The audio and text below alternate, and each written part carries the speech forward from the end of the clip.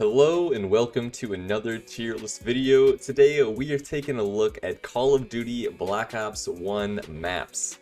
Now I played a lot of Black Ops 1 back in the day. Of the Black Ops games, it's definitely the one that I played the most, so I feel like I can give a pretty decent ranking for some of these maps. And some of them I really loved, and some of them not quite so much. So starting us off, we have Array.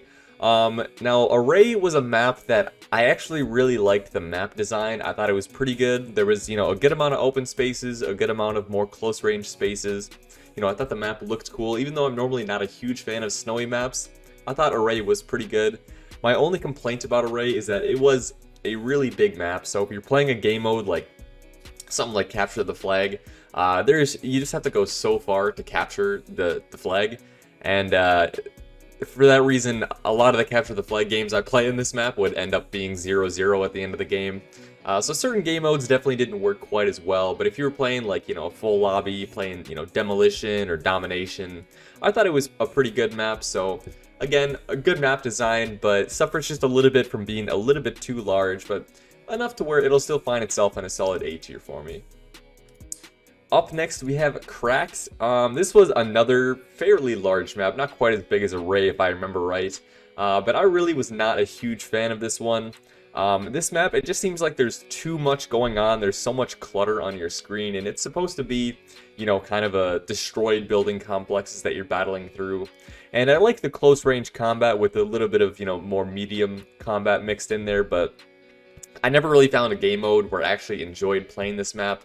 I remember on, I think it was Domination, like the B flag was just like in the middle of this one spot in the destroyed building, and there was like 10 different angles which people could shoot you from.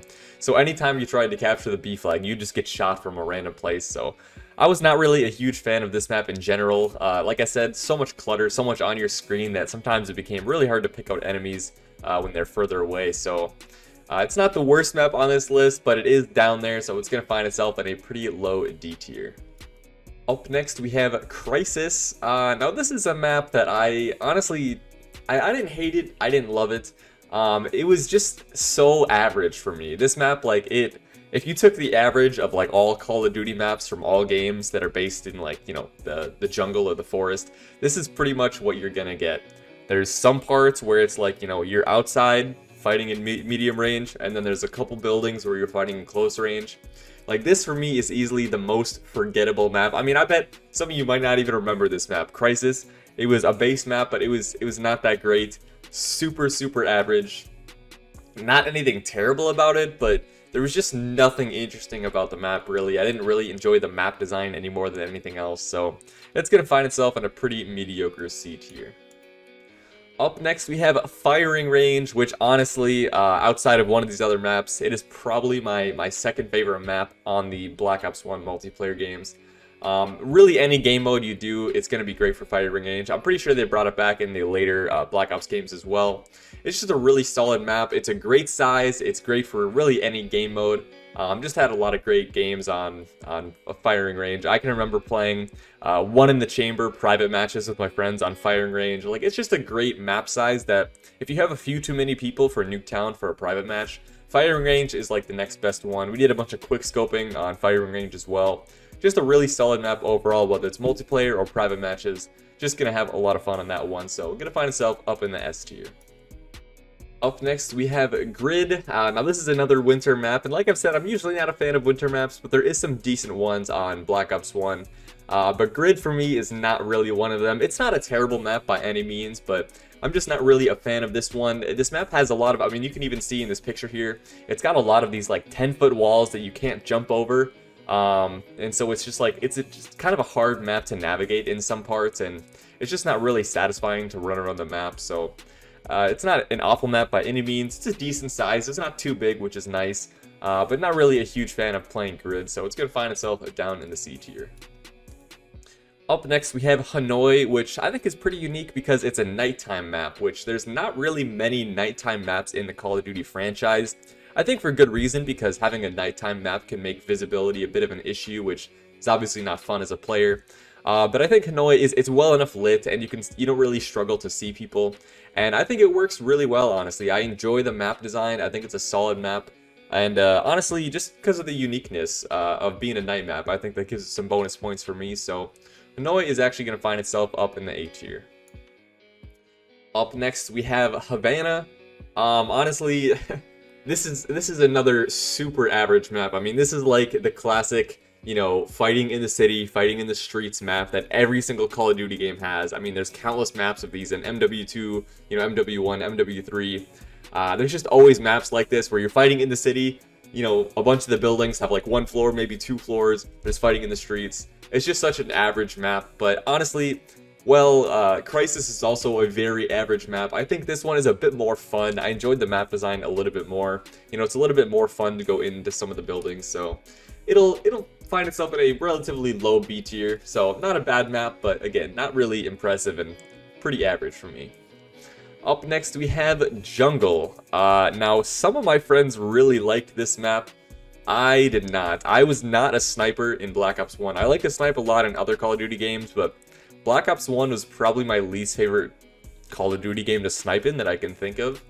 And a lot of people sniped on this map. There was pretty interesting, like, you know, vertical gameplay. There was like these big cliffs you could climb up that you could oversee like a ton of the map, which I think is pretty good because, you know, it was a good place to snipe from. But like I said, I wasn't a huge sniper. I was more so somebody running around the map, and you know, usually somebody would just be laying down with a ghillie suit and just snipe me. So I didn't have a ton of fun on Jungle. In terms of the map itself, I think it's a really well designed map. And in terms of like a jungle map, I actually think that they did a good job of balancing the different parts of the map. But again, for me, snipers kind of dominated this one, and I was not a sniper in Black Ops 1, so it'll find itself in a B tier because it's a good map, but just not really one that I like to play that much. Up next, we have Launch. Honestly, I thought this map was pretty cool, especially the part where the missile, or I guess the rocket, would take off like 2/3 of the way through the match, and if you were, you know, underneath the boosters of the rocket when it was taken off, it would kill you. That was always pretty fun, honestly. I thought that was pretty cool. You know, I wish there was more maps with, you know, unique features like that, where things happen in the map. You know, there were some things in Black Ops 1 maps that did that, but I would say this is like the most interesting. And just in terms of the map, I think it's a really well-balanced map. I think this is like one of the best search and destroy maps in my opinion, because both sides of the map are relatively balanced. Like, you know, you both start on kind of a lower elevation, and then there's like the higher elevation in the middle that both teams try and push to take control right away. So I just think that it's a really well-designed map. Had a lot of fun playing search and destroy in this one. You know, a great capture the flag map, great headquarters map. Really any objective-based map, I think you're going to have a lot of fun on launch. So it's going to find itself up in the S tier for me. Up next, we have the classic, which is Nuketown, which, correct me if I'm wrong, but I'm pretty sure it is the map that has been included in more Call of Duties than any other map in history. And I think for relatively good reason. You know, it's a small map, which of course people always like small chaotic maps, but it's a balanced chaotic map. You know, you play something like Shipment from, you know, the Modern Warfare games. Like, it's fun, but oftentimes you're just getting killed in your spawn instantly. And that certainly can happen in Nuketown as well. But I think it's a bit more balanced, and it's just a lot of fun. You know, there's just the right amount of obstacles. The houses are just the right size. There's not really any place that's super overpowered to camp in. Just a really fun map, and honestly, no matter what game mode you're playing, I think you're in for a good time on Nuketown. And, you know, there's a reason that it's been included in, you know, every single Black Ops game in history. So Nuketown, it's going to find itself in the S tier. Up next, we have Radiation, which is another map that has a bit of interactable environment. As you can see in the picture there, there's the kind of, you know, bunker that opens up, and there's like a button on some catwalk that you can press to open it up. And pretty much, you know, I think it's a rule in Call of Duty that anytime you walk past that button and it's available to be pressed, you gotta press the button.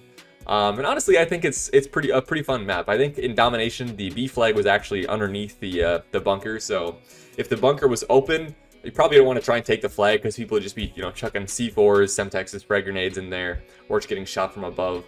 But if the doors were closed, it was much easier to capture because there's only like 2 doors down there that you had to watch. So I thought it was pretty interesting. I thought it added, you know, a bit of spice to it.